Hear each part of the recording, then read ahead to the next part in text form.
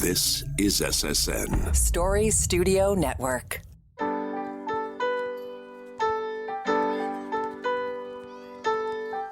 Hi, my name is Pamela Fuselli, and I'm the host of Popping the Bubble Wrap.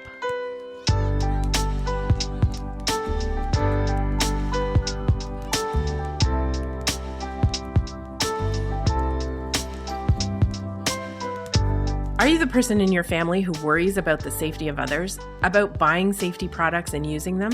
Are you yelling, "Yes, that's me"? This is the podcast for you. Raising a child or children can be a hair-raising undertaking, and keeping them safe is a priority. Parachute's Popping the Bubble Wrap podcast explores what you really need to think about as a parent or caregiver, and provides easy tips on prevention strategies. No bubble wrap here, though.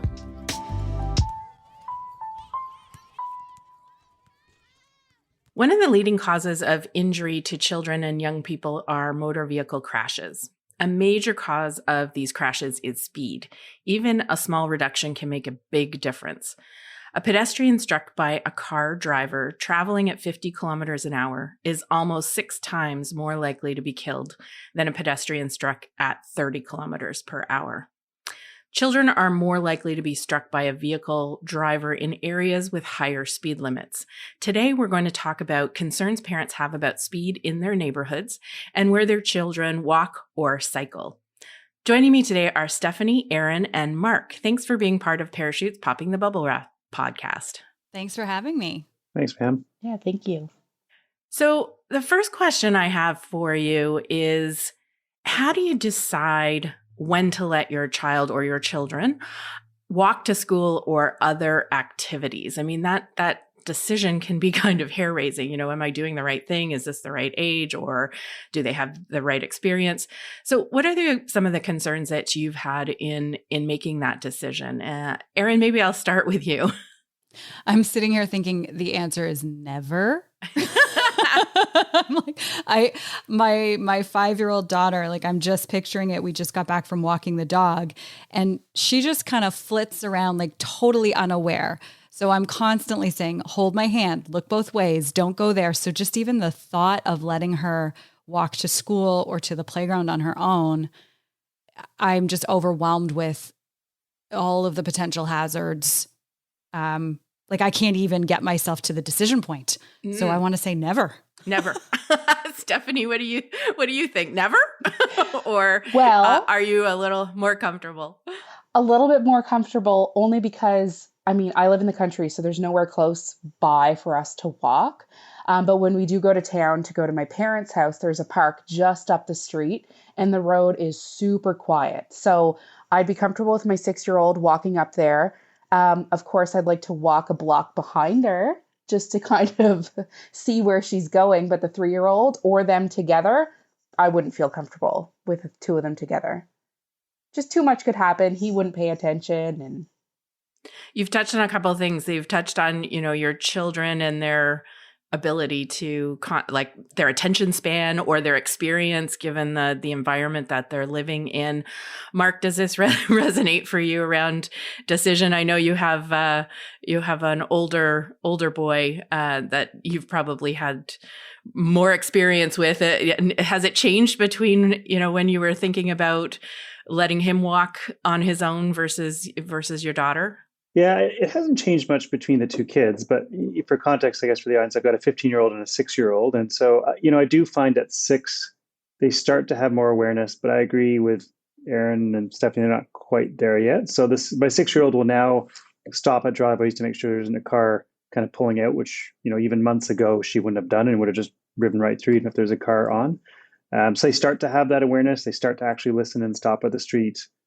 I think by 7, they're really there. I also have a 15-year-old who, of course, does this. I think he started walking on his own home from school probably at age 9 or 10.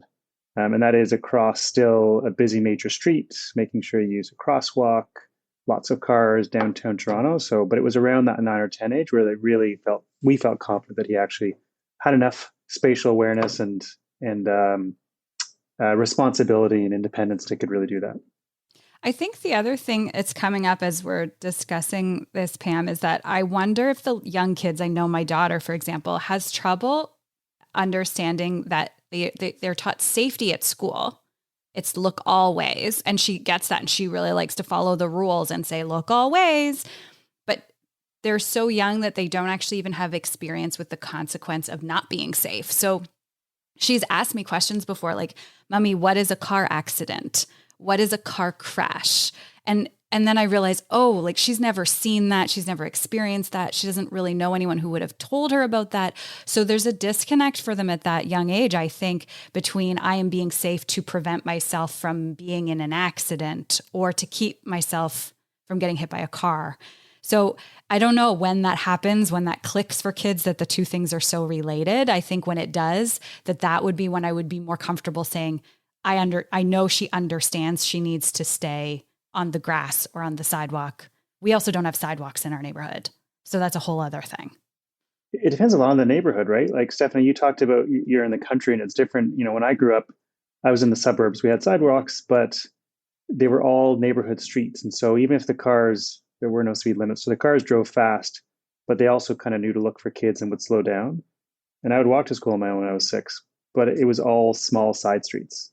Different than for the schools now in downtown, they're crossing major streets that have big traffic lights, and it's more of a car-centric space than a pedestrian-centric space. So I think it changes your environment, changes a lot in the decision too. Yeah, I agree. And Erin, I think you touched on something really important is that, your child may be able to tell you what they should do, but in a situation where they have to make multiple decisions about, how far is the car away? How far is it? How fast is it traveling? What's the distance across the street? Like we've crossed the street and driven for many, many years. It's just, we don't really understand how many things that we need to process in order to cross the street safely. So I think you've hit on that. And Stephanie, talking about your, understanding what your kids are capable of and in combination with their experience.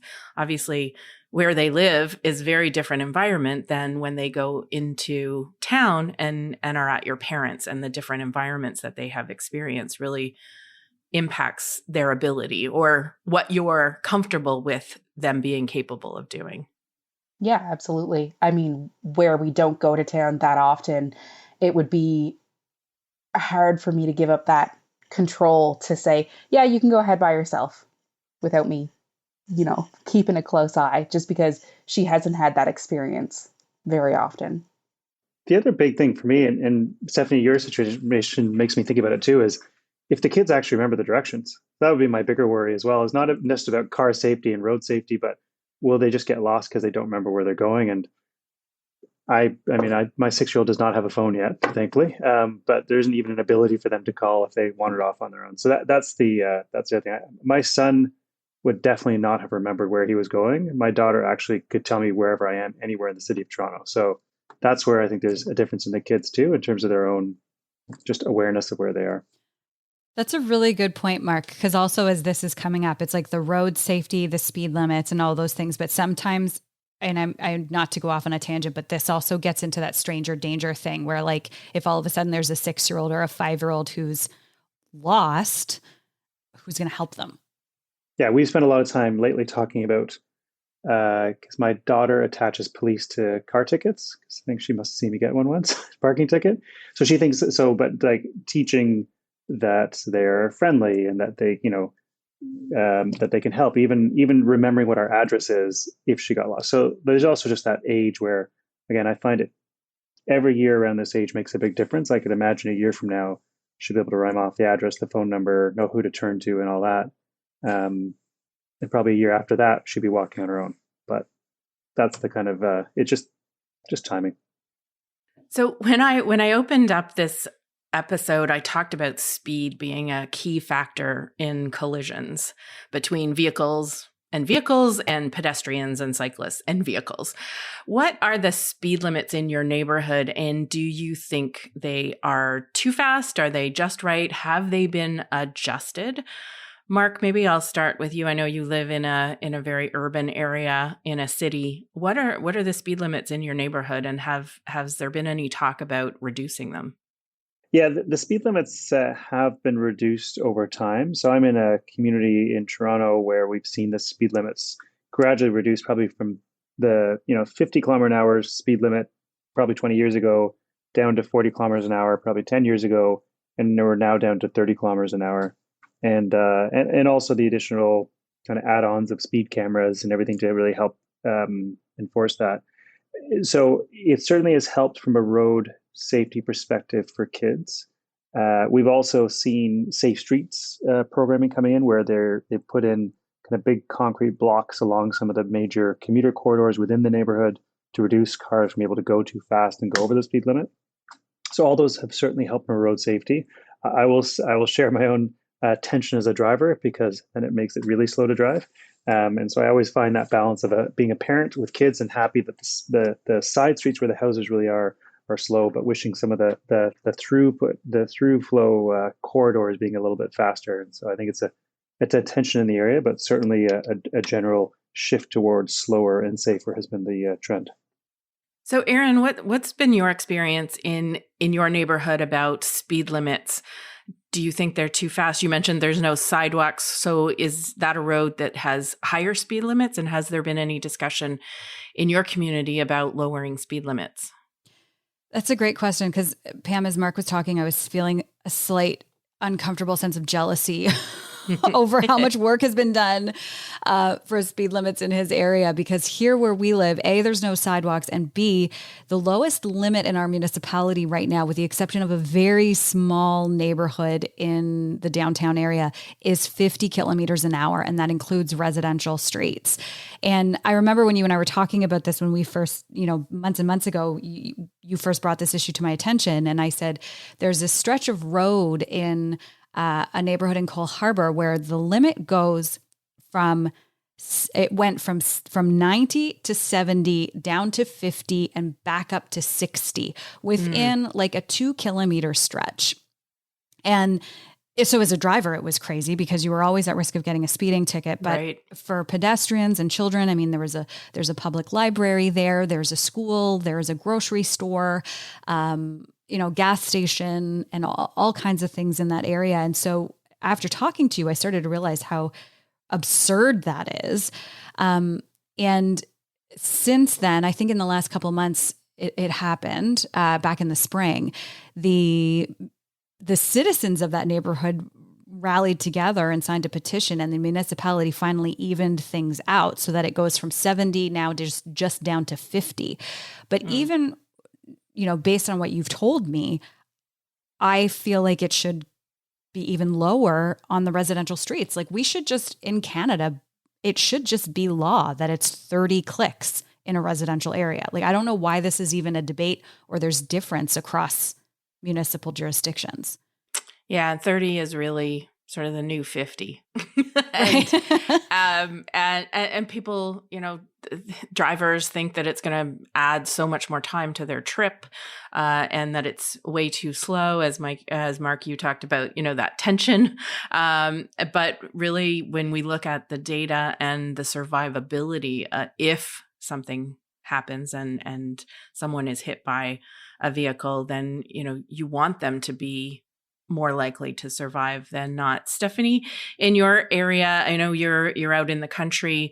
What's the speed limit on the road outside your home? So the speed limit on our road here, we're a connection in between two of the highway roads, is 60 kilometers an hour. And it's way too fast for my liking, but fortunately, our backyard is where we do most of our playing, and we have an acreage, so it's not even close to the road where the kids play. But I could never let them ride bikes on the side of the road. We have to pack up the bikes and, go to a trail, because that would be something I would never be comfortable with. There are 2 speed bumps that are just about a half a kilometer up the road from our house. So I wonder if the neighborhood before we moved here had some sort of discussion with the municipality to lower the speed limit, and they decided the speed bumps would slow people down. But they're still always, tearing through here. People think it's a racetrack. It's not the greatest, for sure. Doesn't sound like it. Some of those speed bumps do slow down some vehicles. Others, they see it as a challenge. And, I think the consequences of speeding need to be pretty imminent if people are going to actually respect the speed limit, the posted speed limit. So things, like speed cameras and enforcement along that road. And I'm guessing it doesn't have a bike lane, obviously, since you're not looking at letting the kids ride their bikes along that roadway. Well, thank you, everyone. I think everyone wants to be able to let their kids, be independent as soon as possible, but they also need them to be safe. And I think the traffic issue with their kids walking or rolling, however they roll on bicycles or roller skates or skateboards, it's a really big issue for parents. So thanks so much for sharing your concerns, your experiences, and some of the successes you've seen. Thanks so much for joining me. Thank you. Thanks, Pam. Thanks. Learn more about why reducing vehicle speed is a key factor to reducing death on our roads and keeping our kids safe at parachute.ca/speedisnogame. That's parachute.ca/speedisnogame. It's time to open your parachute. Valerie Smith is the Director of Programs at Parachute and oversees all of our road safety campaigns, programs, and network of community partners across Canada. Welcome to Popping the Bubble Wrap podcast, Val. Thanks so much, Pam. I'm happy to be here. We're going to talk about road safety and in particular speed. Parents often restrict how far their child or children can go from their home or where they can go in their neighborhoods or outside of that. And one reason they tell us about is that they're concerned about traffic, how much traffic there is, where they can safely cross, the speed of the traffic. Why is there such a disconnect between what a safe speed is for pedestrians and especially child pedestrians and what drivers actually drive on the roads? Thanks, Pam. Yeah, that's a great question and something we're constantly struggling with in the work we're doing. I really think it's that our roads are designed for cars and in many areas for cars to go fast. So we build wide multiple lanes. We have high speed limits on our highways, on our residential roads. We see a lack of traffic calming measures, again, even in residential areas. So I really think the disconnect comes from the fact that we are car centric. And while we know this is starting to shift in many Canadian areas, the shift has been slow, and changing the conversation on how we think about our roads is challenging. Yeah. And I mean, even the cars themselves, like I know in my car, I don't even realize how fast I'm going. It's so smooth. It isn't, you don't get noisy, it's just a smooth drive. And all of a sudden you look down and you're driving, 10 or 20 over the limit. Yeah, and that's a problem because we know that 10 or 20 over the limit can make huge impact in the force of a collision on a pedestrian. It can make all the difference in saving in having someone killed by a car, by a vehicle. I really think trying to modify our thinking to a society that considers all road users as equally valuable may really help with that disconnect you talked about. So whether people are scootering, driving, cycling, walking, these are all amazing modes to get around our cities and our neighborhoods. But in order for these mobility options to be safe, we really need to think about how we're building our roads differently. And in some cases, we need to think less about prioritizing our drivers of vehicles and less about them getting from A to B so fast. We really need to start thinking about our seniors, our children, and our vulnerable road users. And that includes cyclists. Yeah. And, everyone is a pedestrian at some point. Even if you're a driver and you drive and park somewhere, you are then getting out of your car and walking somewhere. So, you become a pedestrian and then your lens kind of changes. You look at the drivers on the roads in a different way. So I think your comment about, rethinking how each road user needs to be on the roads and that they all have a right to be there. And how do we make it's safe for all of the road users to get where they're going. And in particular, when we make it safer for those like children and, as you said, vulnerable road users, you make it safer for everybody. Absolutely. Absolutely. And we are starting to see that shift in how people are getting around and getting from A to B. And we are starting to see more cyclists and more people using different modes. So we all have to get comfortable with sharing the roads. And that does involve interventions like traffic calming measures, speed enforcement, and speed reduction. So we really want to try to promote a cultural shift. Again, not just with drivers, but with all road users on the concept of sharing our roads. And on that note, you mentioned, the role of speed and how parents think about their children getting to school.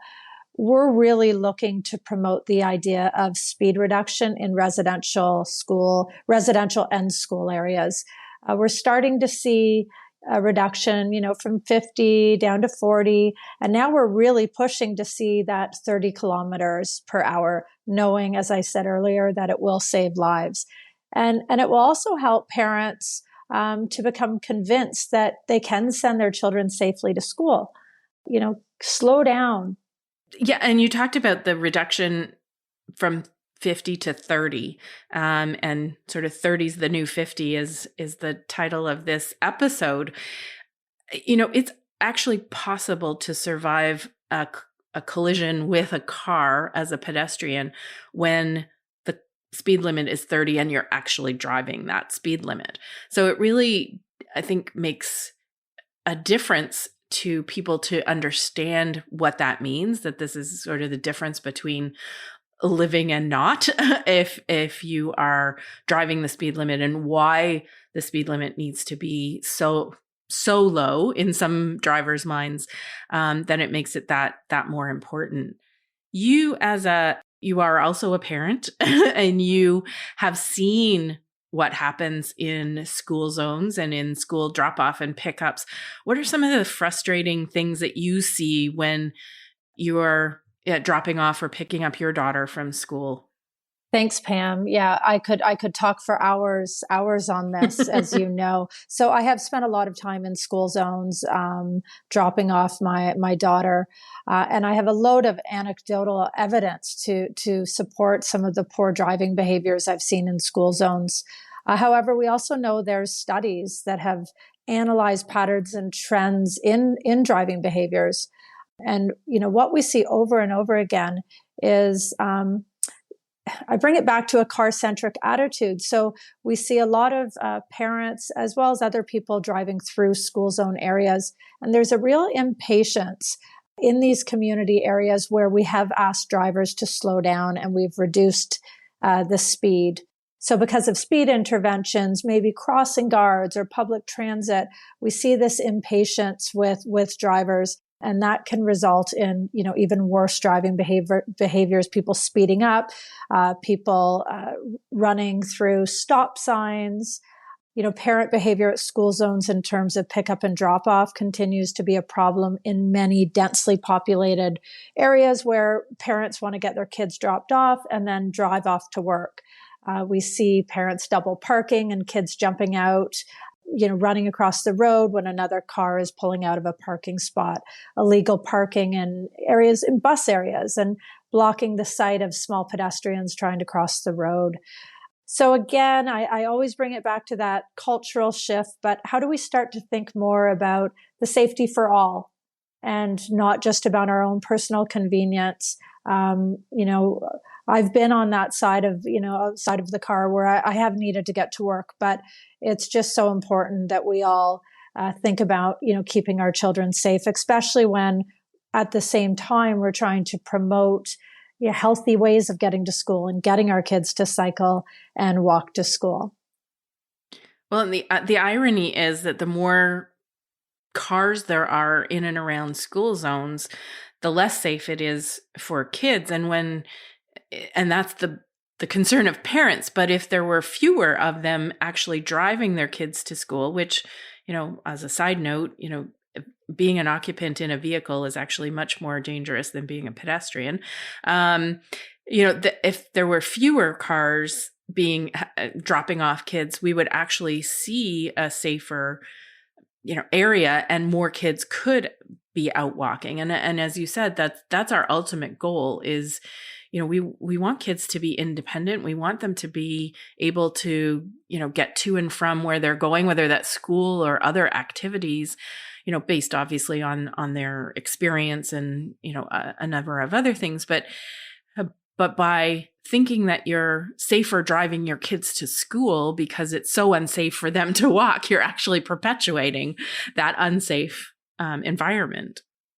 Yeah, absolutely. And, how we need to talk about how to reduce that dependence on cars and on driving our children to school.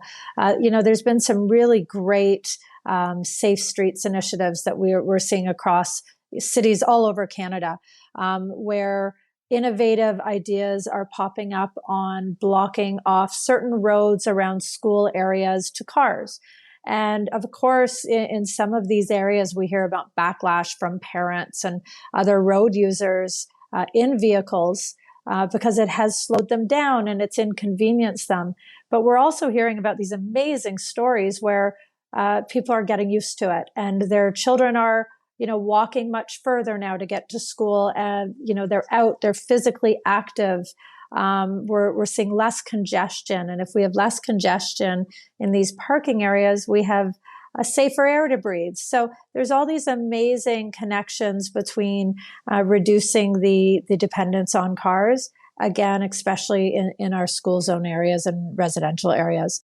So to wrap up, reduce your speed, drive the speed limit, share the roads safely with others, and get out and walk more. Get out of your car. Be a pedestrian, be a cyclist, be a skateboarder or scooterer, if that's a word.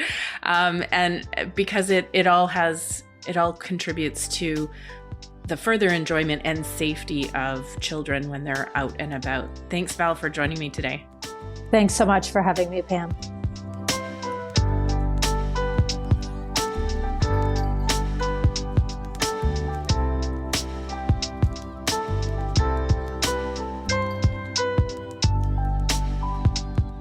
Thanks so much for listening to this episode. Popping the Bubble Wrap is a podcast of Parachute, Canada's national injury prevention charity, whose mission is for Canadians to live long lives to the fullest by preventing serious and fatal injuries. We release episodes every 2 weeks. Next episode, we'll be talking about poison prevention. What do mouthwash and daffodils have in common? Help us reach parents and caregivers by sharing this link with your friends and family and giving us a 5-star review wherever you listen to your podcasts. Popping the Bubble Wrap is produced for Parachute by Story Studio Network and Eye Contact Productions.